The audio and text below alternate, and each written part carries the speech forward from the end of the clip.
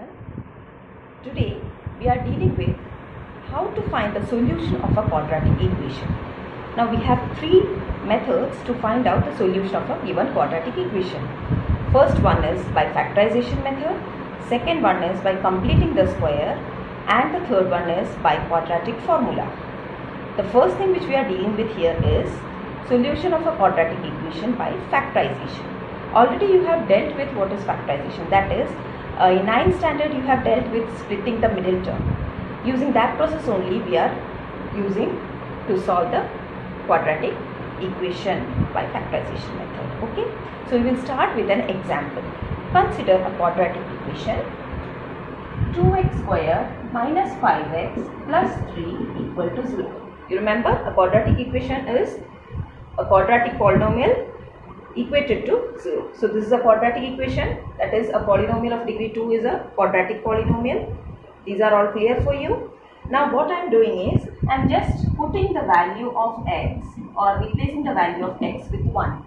So what will happen to the left hand side, we'll check. Okay, the left hand side will become 2 into 1 square minus 5 into 1 plus 3, which is equal to 2 minus 5 plus 3, and this is giving you 5 minus 5, which is equal to 0, and that is same as the right hand side of your given quadratic equation. So you have got left hand side is equal to right hand side, and this tells us that the value x equal to 1, the value 1 is a root of the given quadratic equation. What is it? This 1 is acting as the root of the quadratic equation. In your previous class, that is in polynomials, we have dealt with zeros. What is a zero of a polynomial? When you substitute the value, suppose you are substituting, this is your polynomial. Which polynomial you are taking? Suppose 2x square minus 5x plus 3 as the polynomial p of x. Then if you replace the value with 1, you are getting the answer as 0. That means we will say that 1 is acting as a 0 of the given quadratic polynomial, right? So in the polynomial case, this 1 is called the 0 of the polynomial, and in quadratic equation case, we will say that 1 is the root of the given quadratic equation. Okay, 1 is the root if it is a quadratic equation, and 1 is a 0 if it is a quadratic polynomial. Clear? Now in general, what we can say is x equal to alpha. I am taking a general value alpha, and this alpha is called the root of a given quadratic equation. Suppose the equation in general form is ax square plus bx plus c is equal to 0, where a should not be equal to 0. This is the general, or you can say standard form of a quadratic equation, ax square plus bx plus c equal to 0, where a is not equal to 0. So we will say that x equal to alpha is a root of, is called a root of the quadratic equation ax square plus bx plus c equal to 0 if a alpha square plus b alpha plus c is equal to 0. What is the meaning of this? We have just replaced the value of x with alpha, and if we are getting equal to 0, we will say that this alpha is acting as the root of the given quadratic equation. Okay, so x equal to alpha is called a root of the quadratic equation ax square plus bx plus c equal to 0 for a not equal to 0 if a alpha square plus b alpha plus c is equal to 0. Now we can also say that x equal to alpha is the solution, or is a solution of the given quadratic equation, is a solution of the given quadratic equation, or else we can say that this x equal to alpha satisfies the given quadratic equation, satisfies the given quadratic equation. So all means the same, that is x is a root, x equal to alpha is a root of the given quadratic equation. X is a solution, x equal to alpha is a solution, or alpha satisfies the quadratic. Everything has the same meaning. What does that meaning? If you replace the value of x with alpha, you should get the answer to be 0. That means if you replace here, you will be getting 0. Okay. Now generally we can say that zeros of a quadratic polynomial, suppose the polynomial is ax square plus bx plus c, will be same as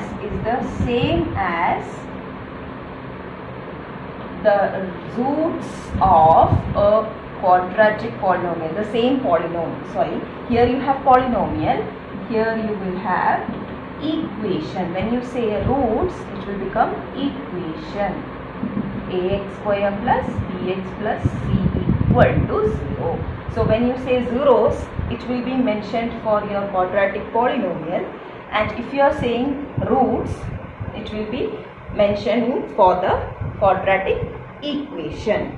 Okay, so zeros of a quadratic polynomial ax square plus bx plus c is the same as roots of the quadratic equation ax square plus bx plus c equal to 0. Both have literally the same meaning, but we will say zeros when it is polynomial and roots when it is an equation.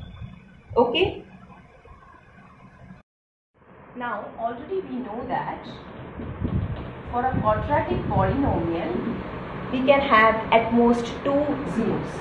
A quadratic polynomial can have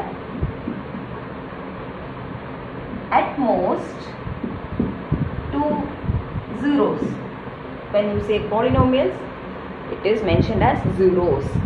Therefore, from this concept itself, we can say that a quadratic equation can have how many roots? Can have at most to the maximum of 2 roots. We will say roots here. Okay. When it is an equation, you will say roots. When it is a polynomial, you will say zeros. So the degree itself will give you how many you can have. That means if the degree quadratic equation or quadratic polynomial is of degree 2, so you can have at most 2 zeros, or for quadratic equation say that it can have at most 2 roots. Okay. Now to solve a quadratic equation, we are just using factorization method. Your first method is factorization, and in factorization method what we are doing is we are just using the splitting the middle term method. Splitting the middle term method. What is that method? We will split the middle term, that is the coefficient of x, as a sum of 2, and then we will make it as a linear product of 2 factors, okay, linear factors, and we will equate them to 0, and the product of 2 equal to 0 will give you either of them is equal to 0, which will give you the values, that means the 2 values. Okay.